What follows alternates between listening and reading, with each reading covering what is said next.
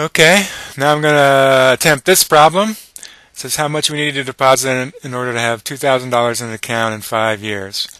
Assume the account earns 7% interest compounded monthly. Okay, so this is compound interest. Finite compounding here. Not continuous compounding, but finite compounding. So I need to use either TVM solver or the other formula I put in my calculator, which happens to be down here in Y9. Watch the first video if you need to have instruction about why this is here. But this is the finite compounding one right here. So if I go to solver now, math, and solver, and I load up Y9 instead of Y0, the keystrokes are down to the right. If I'm going too fast, you can stop the video and watch the keystrokes. Okay, I'm going to go up to the top and back up to Y9. Okay, I got Y9 loaded. Alright, so what are my various numbers here? I is the initial value, so what would that be? Oh, that's what I'm solving for. How much would you need to deposit? That's the present value or the initial value. What's the interest rate? It's 7%, and if you saw in the formula, I divided by 100, so I can put just 7 in here. I don't have to convert it to a decimal. That was nice. I made that specific change just to make it easy. N is going to be the number of compoundings in whatever period is. Okay, so 7% interest, they didn't say, so it's annual. So compounding monthly means 12 times in a year. 12 times in a year. So I put 12 in for this. Okay. And T is how long? 5 years.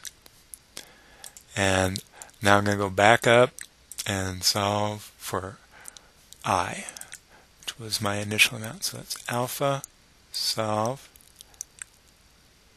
Oh, except I forgot to put my A in there, which is my output. My output is $2,000. So let's try that again. 1, 2, 3 zeros.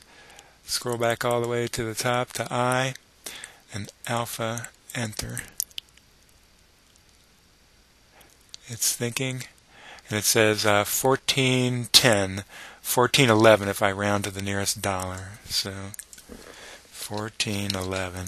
Let's see if I got it right. It's thinking.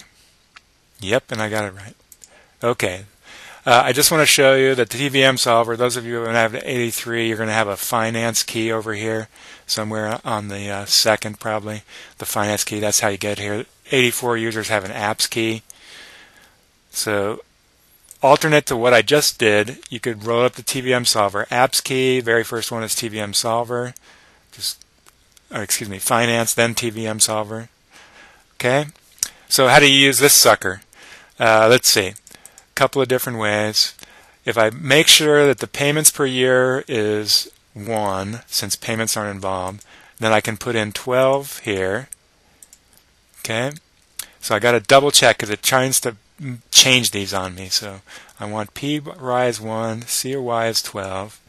My future value was $2,000. There's no payments involved in this at all, so I'm going to ignore it. My present value is what I'm solving for. My interest rate was what again? What was my interest rate? 7%. Here I put in 7 just like in the other version. And what am I going to put in for N?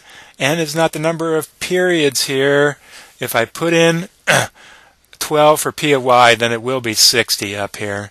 But if I put in P of Y is equal to 1, then it's going to actually be the time, which happened to be 5, right? Otherwise, it's 5 times 12 for 60. So, but in my case, no, just 5. Okay, and I'm going to go down here and go alpha solve, and tells me I got an error. So, that's because I got a bad number up here. Not 52 periods, 5 periods, and a delete. Okay, one more time here. Alpha, enter. Okay, so you see the same value. Notice one thing about TVM solver, the sign, there will always be a sign change between PV and FV. So if PV is positive, FV will be negative and vice versa. And if you happen to be given those two numbers and are trying to solve for like N or I, one of them has to be entered in as a negative using the white minus key, or else you're going to get an error. Okay, that's the alternate way in the TVM solver.